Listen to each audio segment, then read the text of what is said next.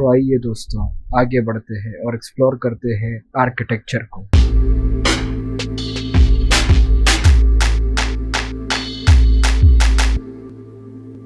अस्सलामुअलैकुम दोस्तों, welcome to the Shape Arch, जहां आपको सिखाया और समझाया जाएगा डिटेल आर्किटेक्चर साइट एनालिसिस से लेकर फाइनल प्रेजेंटेशन तक। ईच एंड एवरी प्रोसेस आपको डिटेल से सिखाया और समझाया जाएगा।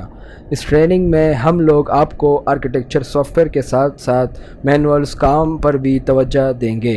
आर्किटेक्चर कॉलेजेस के अंदर किस तरह एक बिल्डिंग ड्राइंग बनाना सिखाते हैं, वो कंप्लीट प्रोसेस से हम लोग इस चैनल के अंदर गो थ्रू करेंगे। एक बेहतरीन आर्किटेक्चर ड्राइंग क्रिएट करने के लिए कौन कौन से स्टेप्स रिक्वायर्ड होते हैं, तो आइए उनसे इंट्रोड्यूस करवाते हैं। Step number 1, design brief. Design brief से मुराद कि क्लाइंट की तरफ से कोई भी ब्रीफ हमें प्रोवाइड किया जाता है जिसमें प्रॉपर इंस्ट्रक्शंस होते हैं कि उन्हें किस तरह का स्ट्रक्चर चाहिए।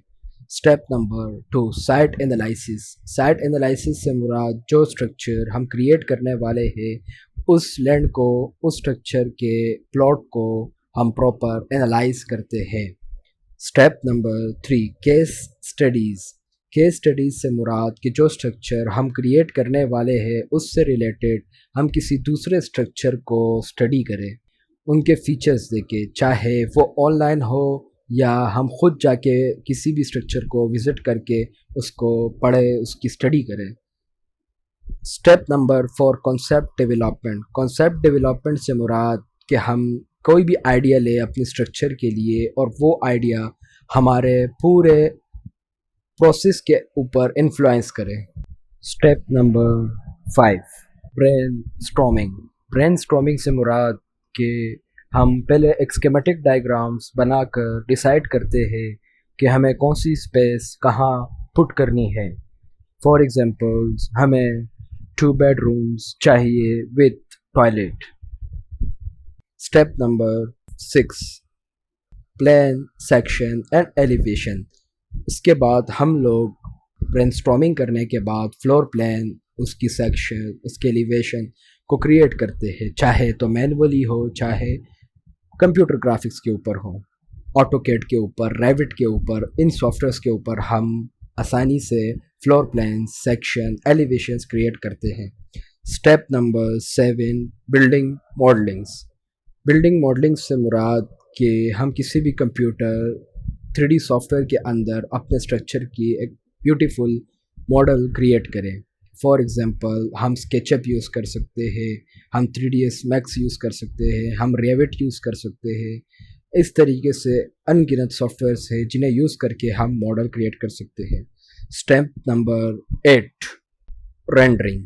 रेंडरिंग से मुराद कि 3D मॉडल बनाने के बाद हम उसे किसी भी रेंडर इंजन के अंदर डालकर एक खूबसूरत टच, रियलिस्टिक टच दे सकते हैं। इसके लिए लूमियन, वी-रे, ट्विन मोशंस, इनस्केप और बहुत से ऐसे रेंडर इंजन हैं जिसे हम यूज़ करते हैं और रेंडरिंग, हम अपने मॉडल की रेंडरिंग निकाल देते हैं। Step number 9, post production. Post production से मुराद कि रेंडर करने के बाद हम एडोब फोटोशॉप के अंदर हम फाइनल टच देते हैं अपने रेंडर स्ट्रक्चर को।